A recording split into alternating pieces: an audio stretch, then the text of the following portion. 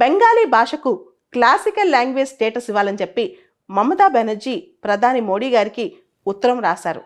ఫైనల్గా classical language status అనేది declare చేయాల్సింది మినిస్ట్రీ ఆఫ్ హోమ్ అఫైర్స్ వాళ్ళు.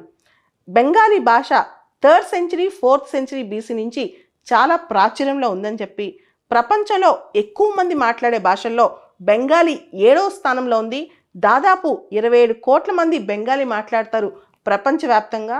భారతదేశంలో బెంగాలీ భాష అనేది 2వ అతి ప్రాచుర్యంలో ఉండే భాష, అతి ఎక్కువ మంది మాట్లాడే భాష. కాబట్టి బెంగాల్ భాషకి క్లాసికల్ లాంగ్వేజ్ స్టేటస్ ఇవ్వాలని చెప్పి ఆవిడ అభ్యర్థించారు. బెంగాలీ భాషకి చాలా చారిత్రాత్మక నేపథ్యం ఉందని చెప్పి, అదేవిధంగా ఆ భాష యొక్క లింగ్విస్టిక్ టెక్నికాలిటీస్ అంటే దాని ఫోనలాజికల్ ఫీచర్స్, మార్ఫలాజికల్ ఫీచర్స్ కూడా మనం 3rd సెంచరీ బీసీ నుంచే గమనించవచ్చు అని చెప్పి కూడా ఆవిడ పేర్కొన్నారు. భారతదేశంలో ఇప్పటికీ 6 భాషలకి క్లాసికల్ లాంగ్వేజ్ స్టేటస్ వచ్చింది. 2004లో తమిళ్కి, 2005లో సాంస్క్రిట్కి, 2008లో కన్నడకి, 2008లోనే తెలుగుకి, 2013లో మలయాళం, 2014లో ఒడియాకి. ఇలా కేవలం 6 భాషలకు మాత్రమే భారతదేశంలో క్లాసికల్ లాంగ్వేజ్ స్టేటస్ వచ్చింది.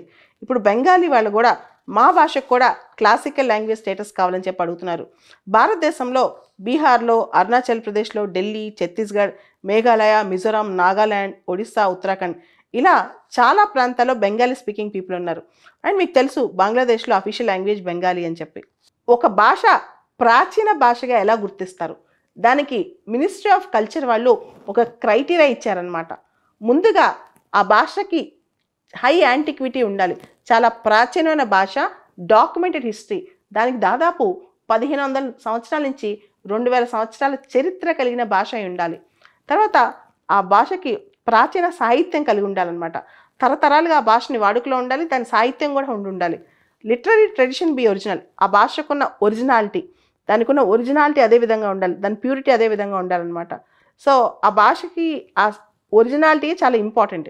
తర్వాత క్లాసికల్ లాంగ్వేజ్ అంటే ఒక మెయిన్ లాంగ్వేజ్ నుంచి ఆఫ్ షూట్ కూడా అయి ఉండొచ్చు, కానీ దానికి కూడా ఒక రకమైన కంటిన్యూటీ కలిగి ఉండాలన్నమాట. క్లాసికల్ లాంగ్వేజ్ స్టేటస్ ఇచ్చేటప్పుడు కొంత ప్రాచీన భాష ఆధునికంలో ట్రాన్స్ఫార్మ్ అయినా సరే, కొంత డిస్ట్రిక్ట్గా ఉన్నా సరే, దానికి కనుక ప్రాచీనత ఉంటే కనుక గుర్తిస్తారనమాట. ఉదాహరణకి తెలుగు ఉందనుకోండి, గ్రాంధికం వేరు, ఇప్పుడు వాడుక భాష వేరు, అయినా కానీ దాని కంటిన్యూటీ కొంత ఆ గ్రాంధికం లేకపోయినా ఇప్పుడు దాని ఆఫ్ షూట్ని కూడా గుర్తిస్తారు. So high antiquity, documented history of 1500 to 2000 years, తర్వాత body of ancient literature, literary tradition to be original, ఇవన్నీ ఉంటేనే దాన్ని క్లాసికల్ లాంగ్వేజ్గా గుర్తిస్తారనమాట. ఒక భాష ప్రాచీన భాషగా గుర్తిస్తే చాలా బెనిఫిట్స్ కూడా ఉంటాయి. మినిస్ట్రీ ఆఫ్ హెచ్ఆర్డి వాళ్ళు 2 ఇంటర్నేషనల్ అవార్డ్స్ దానికి సంబంధించి ఇస్తారనమాట. ఆ స్కాలర్స్ సంబంధించి ఆ భాష ప్రాచుర్యంలో తెచ్చిన వాళ్ళకి 2 ఇంటర్నేషనల్ అవార్డ్స్ ఇస్తారు. తర్వాత ఆ భాష యొక్క స్టడీస్ని ప్రమోట్ చేయడం కోసం సెంటర్ ఆఫ్ ఎక్సలెన్స్ కూడా సెటప్ చేస్తారు. యూజీసీ వాళ్ళు ఆ భాషకు సంబంధించి యూనివర్సిటీస్లో, సెంట్రల్ యూనివర్సిటీస్లో ప్రొఫెషనల్ చైర్స్ని ఏర్పాటు చేస్తారు. ఒక భాషకి క్లాసికల్ లాంగ్వేజ్ స్టేటస్ ఇచ్చే దిశలో ఉండాల్సిన ప్రాసెస్ ఏంటి? రెలవెంట్ గవర్నమెంట్ అంటే స్టేట్ గవర్నమెంట్ ఇక్కడ లేదా ఏదైనా ఎంటిటీ ఆ భాషను రికమెండ్ చేయొచ్చు అనమాట. తర్వాత మినిస్ట్రీ ఆఫ్ కల్చర్ వాళ్ళు ఆ ప్రపోజల్ని కమిటీ ఆన్ లింగ్విస్టిక్ ఎక్స్పర్ట్స్ వాళ్ళకి పంపిస్తారు.